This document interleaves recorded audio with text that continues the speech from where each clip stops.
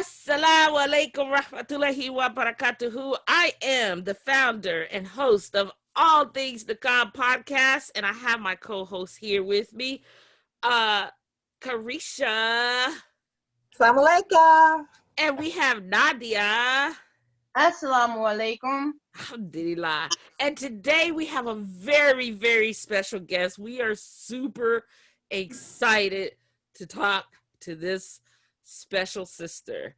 Her name is Abida Abid. I said it right? Yeah, Abida Abid. Perfect. Okay. And she, along with her husband, are the stars of OMG Muslims on YouTube. Alhamdulillah Rabbil Alameen. They have over 10,000 subscribers, and so far they have been viewed over 580,000 times.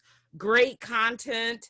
I love their energy. I love that Muslim love that they're showing off. And we are so happy to have you with us. So, assalamu alaikum. Wa alaikum salam rahmatullah. Jazak Allah Khair, sister. Yeah, Jazak Allah Khair. Alhamdulillah. So we have been on this week, and we're going into transition for next week. This week we are discussing Muslim women in the media. And while discussing this, we came across only one fatwa, and it was written in 2008. And the gist of that fatwa is really in one sentence. And I'm going to read it to you real quick so you can hear it. You've probably seen it before, because I know, just like all the other sisters that have great intentions, have researched what they were going to do before they started doing it.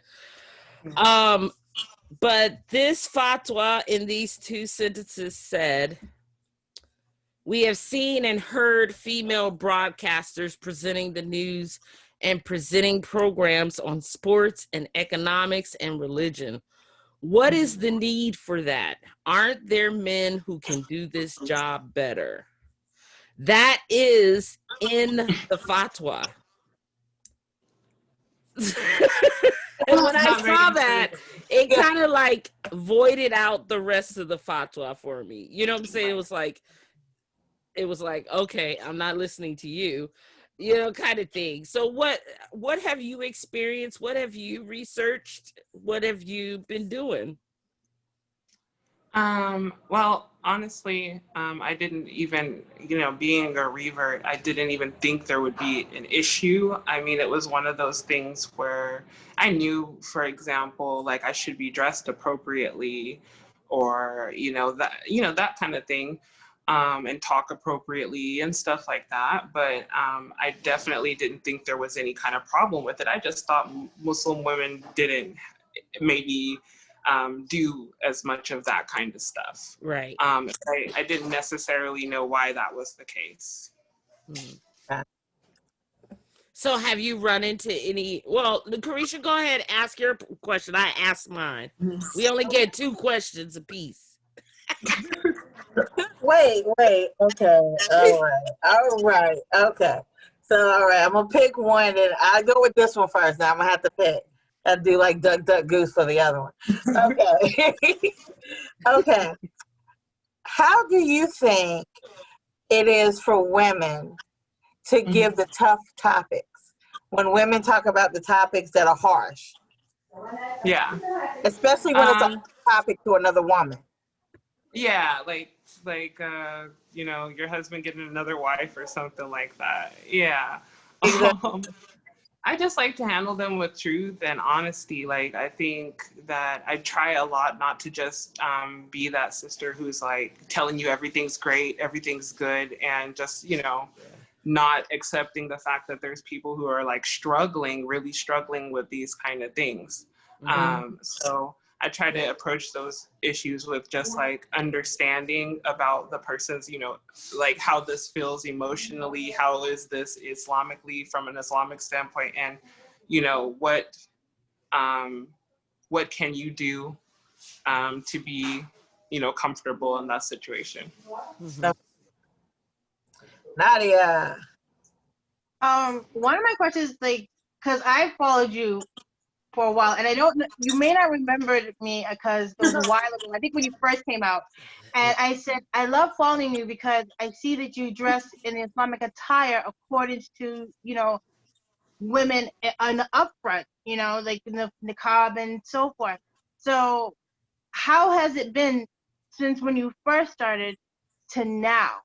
Like, has the reviewers been like kinder or softer? Like, because I know men look at it too. So it's like, have you ever had any negative feedback Oh from my Muslim God. men saying you can't do this? As far as negative feedback that I've got, I mean, there's been a couple of, but you know me, I have an amazing support from my husband. Like, Yeah. anything I want to do, I have to run it through him. Any video I make, whether he's in it or not, it gets run through him. So I really have a lot of support there, and he's always there to, help me out if there's a problem. I would say, like, I was a bit naive when I first started. I, for some reason, thought that I was going to make a video and it was only going to somehow go to the Muslim people that I was looking for, or only go to the reverts. And I was really set aback, like, when I made the video Leaving Islam, like how many non-Muslims were on the video and how hateful and spiteful they were being, and negative things they were saying, and calling me names, like saying, oh, you're a man, that's why you talk like this and dress up like this, and do stuff like that. No way. But yeah, that was at the beginning. I just was kind of new and didn't really know what to expect, and it was a bit frustrating. But then, I learned different stuff, and I made more videos, and the videos found the kind of people that I had hoped for them to find, and alhamdulillah, due to the help of Allah, I was able to, over time, get a more supportive audience. A lot of sisters, if you don't come from some other place, like maybe have a following on Instagram or Facebook or something like that, you don't really have, another way. You're just kind of starting out, and you don't know what's going to come, Right. that kind of. Exactly. Yeah, I learned that there's certain, I tell people all the time is that when we're talking about places outside of the United States, we're always saying they come from this tribe or this village, to, I guess, try to make it like a bad stereotype. But to be honest, even here in the United States, we are broken down into tribes and villages and different cultures. We were just discussing the other day about situational awareness, even in regards to wearing niqab. Like, I was explaining to them that when I went to Philly, I wouldn't wear nothing like this neon yellow. I wouldn't wear it. But when I went to Japan, I wouldn't wear black. Right. You understand? So you have to be aware of the different cultures, or even if you're not aware of it, at least so open-minded. And I think that's what Islam teaches you the most, is to be open and willing to receive people from different languages and cultures and things, because we run into all of them. Yeah. Right. Exactly. I think that was the thing, like, Allah made us all different so we can get to know each other. That's what we're supposed to do, Yes. Yeah. Alhamdulillah. So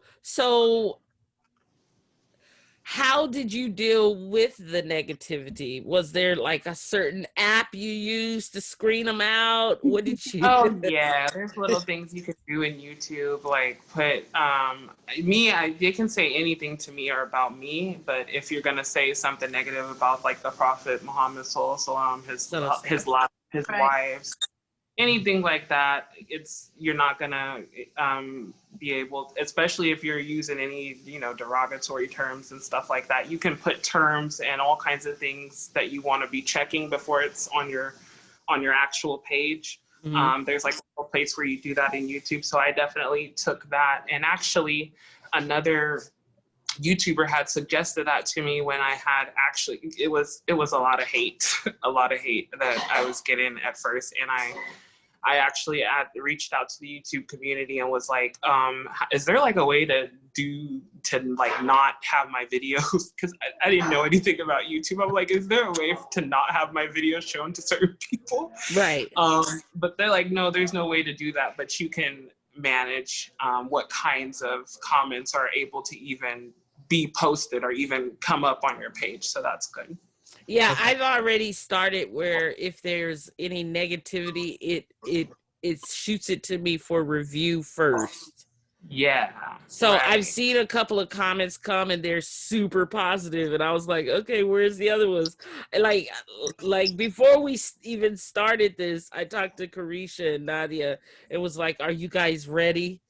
Like, are you really ready for this? Because I don't want 1 week you come and say, I'm out of here because I told you first. Right. I told you what was going to happen. So that brings us into our discussion in regards to non-Muslim friends and relatives. Like how did you talk to them, and if there was any negativity, how did you overcome that? I'm really blessed as far as family goes in that Islam wasn't something unheard of. My grandfather spent time in Saudi Arabia for a few years. My mother was born there. My brother's father he's a Muslim. So it wasn't something unheard of. So I didn't have anybody really shocked when I went from being a Christian to a Muslim, especially given my background, how deep I was in the church and working on the things, how interested I was in researching and things that led me ultimately to Islam.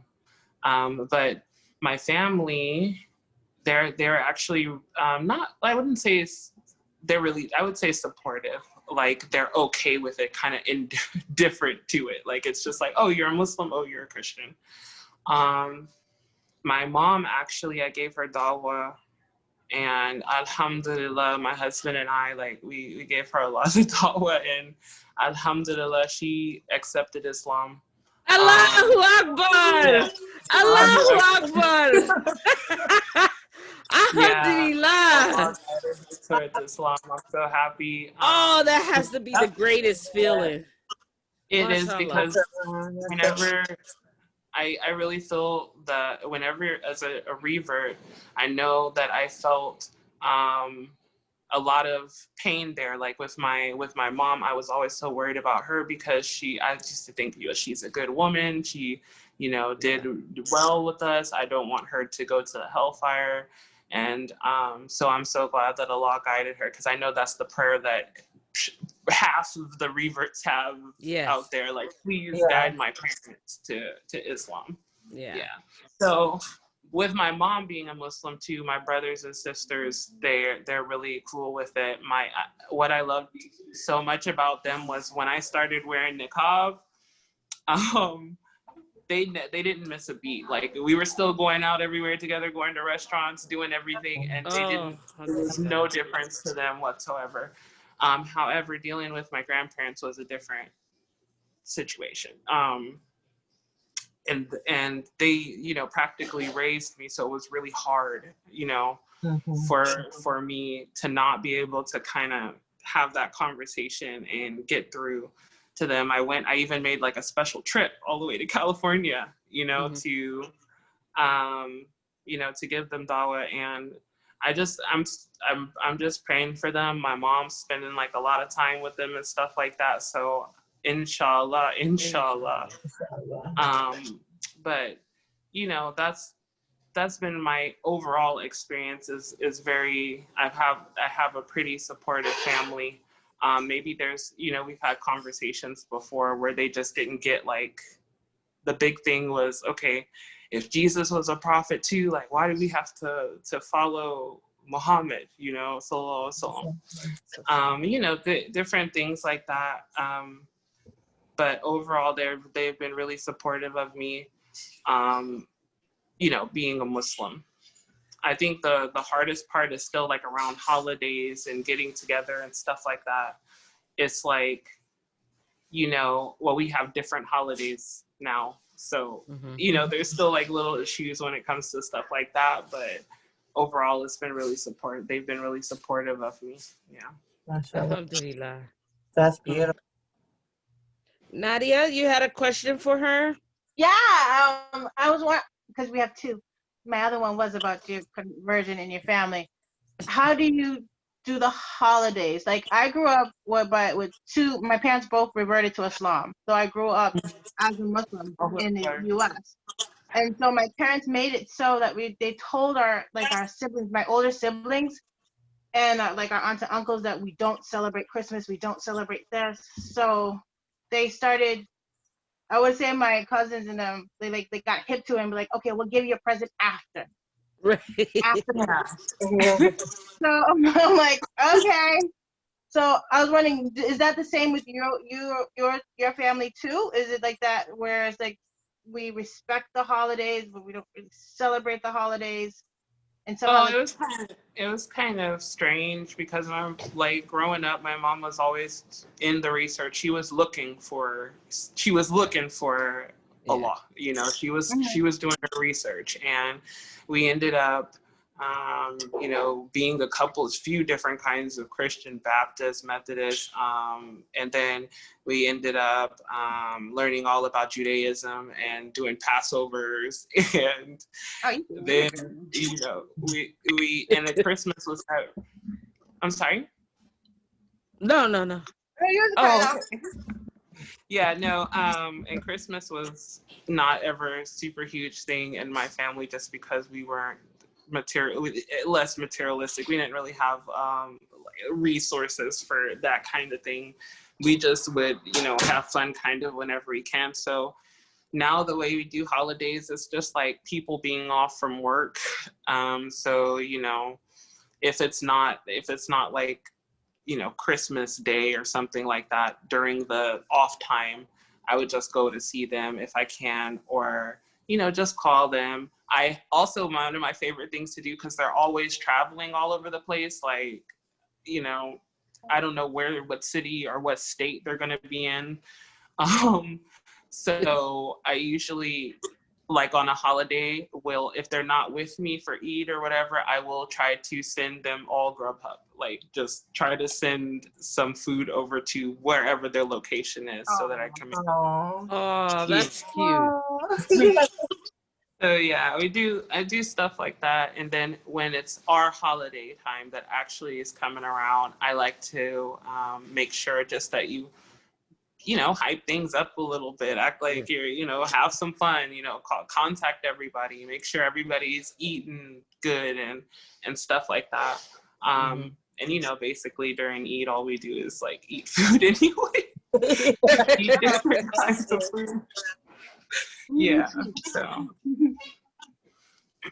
I've done actually videos on this before, like how to handle situations with your non-Muslim friends and relatives, especially when it comes around holidays, because I think that's like a really hard for a lot of people transitioning. It's like I think overall, whenever you become a Muslim, it's like a thing where it's all good for you, because it's all making sense to you, and it's all you're ready to take this on and put it in your life, and it all makes sense and seems like even not easy, but it seems doable. And then you think about your family, and you think about your friends, and you think about how you're going to try to incorporate them into all this, and then that's where the issues start to come up.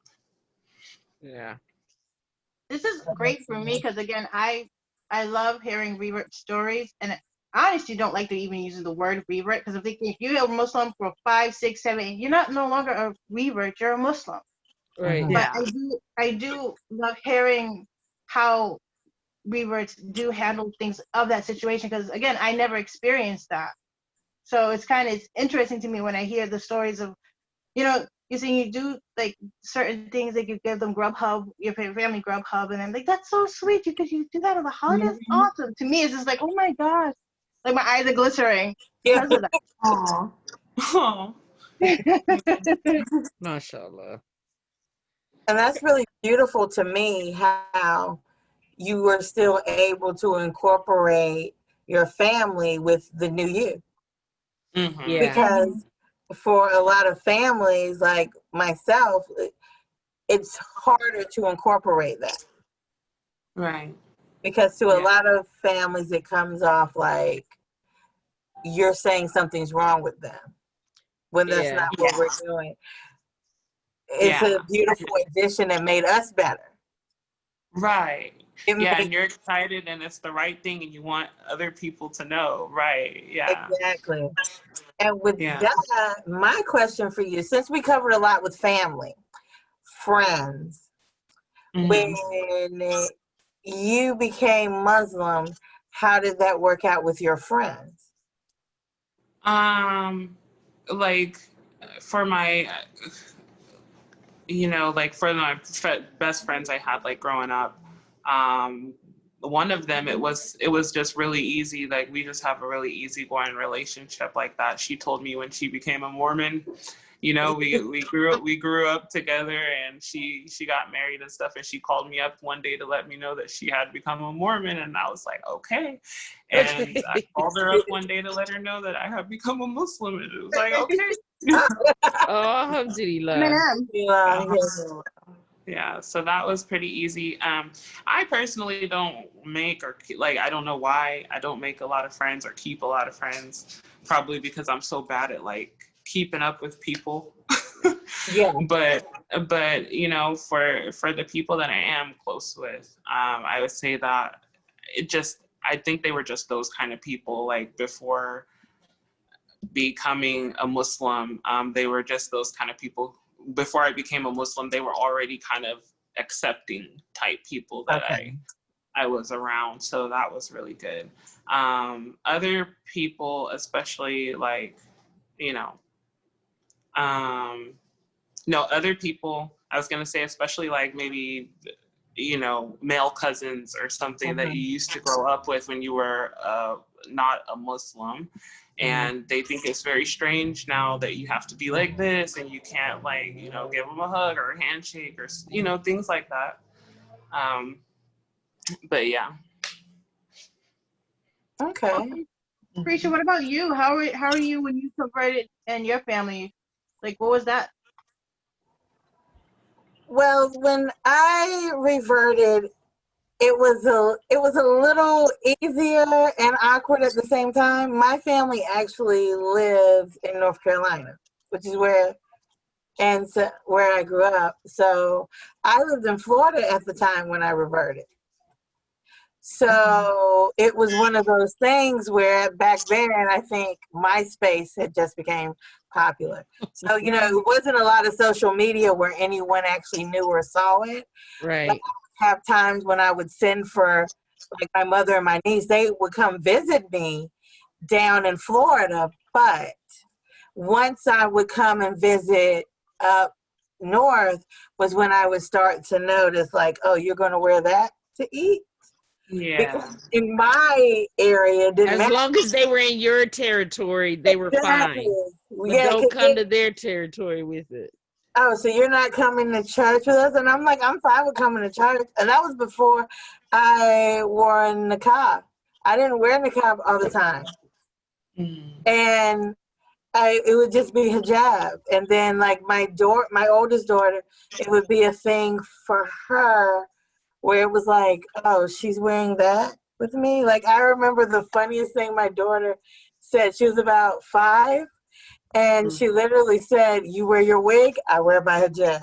We can take them both off, but if wig goes out to eat, hijab goes out to eat. Okay. And I was like, you know what? That's how you say it. Yeah. That's the simplest way to put it. You cover it up, I'm covering that. Like, Right. Mashallah. it was one of those things.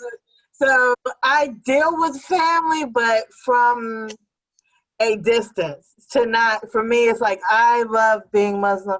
Islam is one of the most beautiful things that ever happened to me.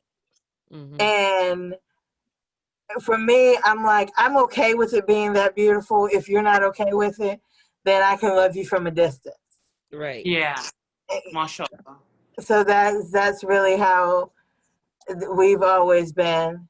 We just said, well, you know what? We're not going to stop being Muslim, and I don't want you to stop being you. To you, Right. it's your religion. To me, it's mine. And we can Right. either be close and feel that way, or I'll give you that respect and let you. So I omit family events, everything. I just say, well, you know what? Let everybody else go. Yeah. You know, because I lived so far away for so many years and didn't come to things anyway. So Right. if I'm 2 Doesn't miles down the matter. road and there's a cookout, it's no different than me being 800 miles down the road. I wasn't going anyway. Right. Right. Um, Well, alhamdulillah, I'm glad you were able to get through that because you're here with us. So yes. alhamdulillah for that. Alhamdulillah. Well, I didn't want it. I know Maghrib is coming around, but I want to tell our audience about OMG Muslims. Tell us about, what you've been doing. What do you plan on doing in the future? Well, right now, basically, OMG Muslims is a channel, I run with my husband, and we do a lot of the same kind of stuff you guys do on all things Niqab, which is why I love going there. And I used to be a lot more frequent on there than now, but yeah, that's why I love it, because we do a lot of the same things, like helping reverts, answering their questions, helping them through tough situations. People will write us and ask us things or tell us their situation, and we'll give them sincere advice on that. We give advice as well on marriage and relationships, and and we like to we do vlogs and stuff like that. We try to put a beneficial thing in just about every video that we make. Try to pass along anything beneficial, even if it's just a hadith or something that we've been discussing or whatever for the day. With humor too. Yeah, Yeah. we're big on humor. I would say 95% of the videos is gonna be, humorous. We like to make people laugh.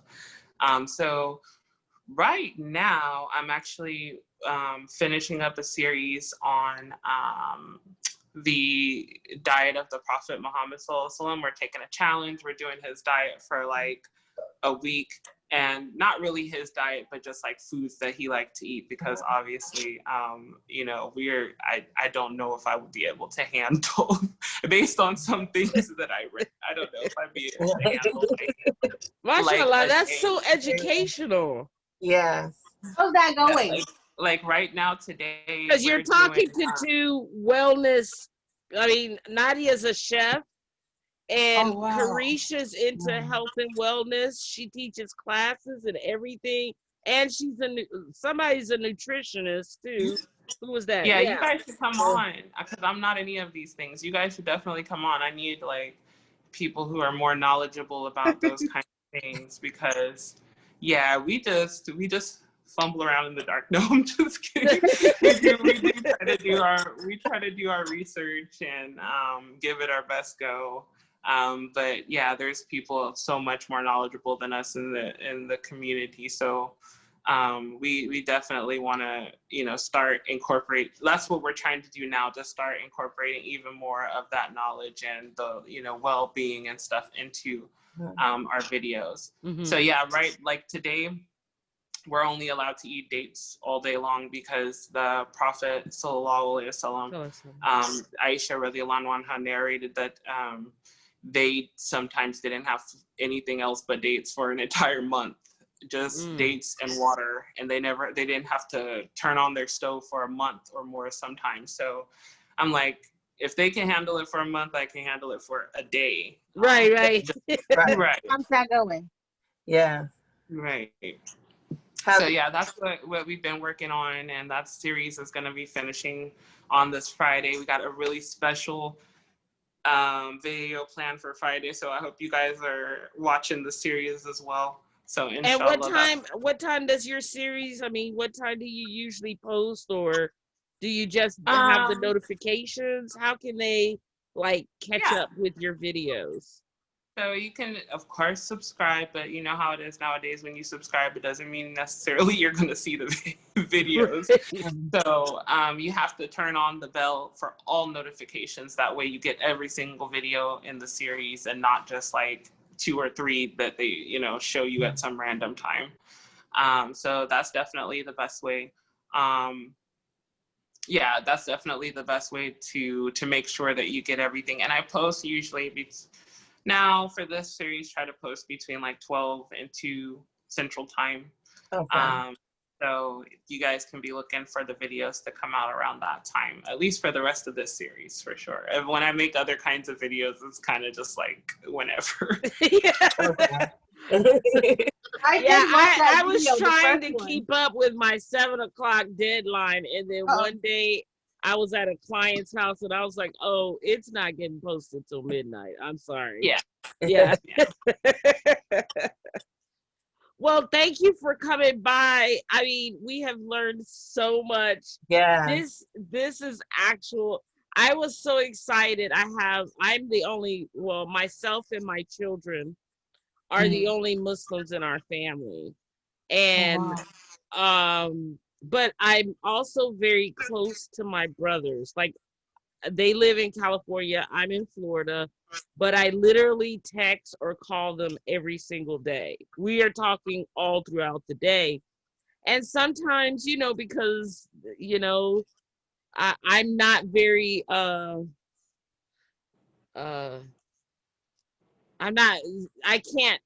not going to like bend my morals for certain things. I love you very much, but I'm not going there, kind of thing. And I told them today, I was like, oh my God, Muslims! She's gonna be on the show. And my brother was like, oh my God.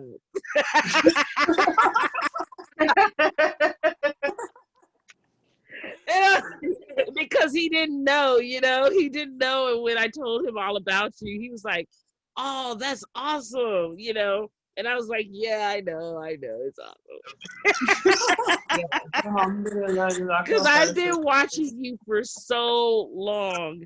And to tell you the truth, all things Niqab, it was kind of like I wanted to tackle real issues for sisters, because even for me as a Niqabi, there's not that many people that want to hang out with you, you know. No. Like if they're in hijab, and I love my sisters, and let me tell you, all things Niqab has everybody. They have the Niqabi, the hijabis, the no nothing, the bald head, and we have non-Muslims in there. Okay. Yeah. So this is I have never been the us versus them type of person. Unity. But I knew for myself that I wanted somebody or people around me that felt the love of the Niqab as well as I did, and a room that they could be comfortable to address issues. Because right now there's so many sisters that basically are trapped, and they have no one to talk to. You know, they have no one to talk to and nobody that understands. And I wanted to help those sisters not leave Islam just because they didn't have somebody that didn't understand their desires. So so that's why we are for the Niqab and the Niqab curious. We don't care who you are. We try to stick to as much evidence as possible. And that's where I got from you. Like, you're very humorous. I don't think I'm funny. I'm just people think I'm kidding, but I'm really be serious, you know. I'm really serious, but you're like, did she really say that? I have no filter. So you know, I really want to do something for you. So I want to thank you, because you never know who you are influencing. You know, you put things out there, and in this day and age, you don't get a like and you think nobody's paying attention. No, they just don't want to like it. They don't want other people to see that they like it. But somebody's watching you, sis. So keep doing what you're doing. And I'm very proud of you, and I am so happy to even have a conversation with you. So thank you very much. Oh, sister, that's like a lot. Jazak Allah Khair so much. That's really motivational to me, really honestly. Yeah. Well, keep it up, Yes, please. we're watching. We need you. You are why we're here. You are why we're here. Yes. I'm waiting for you to finish the diet for the week so I can try it because I'm like, I know she's gonna give me an honest view of how she's doing it. So Yes. Yeah, I did see that video, but I was so concentrated on another video that you did that was super funny. I think it was I'm taking off my niqab. I love your titles too because Yes. your videos are never what I think they are, you know. No. So You always go somewhere else. You're like, oh. Yeah. So I see this title. I'm taking off, and I'm like, no, Yeah. not her. You know. It's like I always would be say like my favorite next Never one is ever. when you was jogging with the 3 niqab. yeah. I'm like, I no, know Oh, that yeah. running in the middle of the night in the niqab. yes, and it was starting to get daytime, and you're like, gotta hurry up. Yeah. So as you can see, we pay attention to you. Oh, Jazak Allah Khair. That's so good. Yeah. Well, thank Alhamdulillah. you very much, and for everybody out there, this segment is brought to you by OMG Muslims. They are the absolute greatest YouTube channel that I've been able to see thus far. So we thank you for tuning in to All Things Niqab. I am the founder and host, Aisha Mai, along with my co-hosts, Carisha and Nadia. And we want to thank you for coming by. Thank you. Assalamu alaikum you. rahmatullahi wa barakatuh. Walaikum assalam.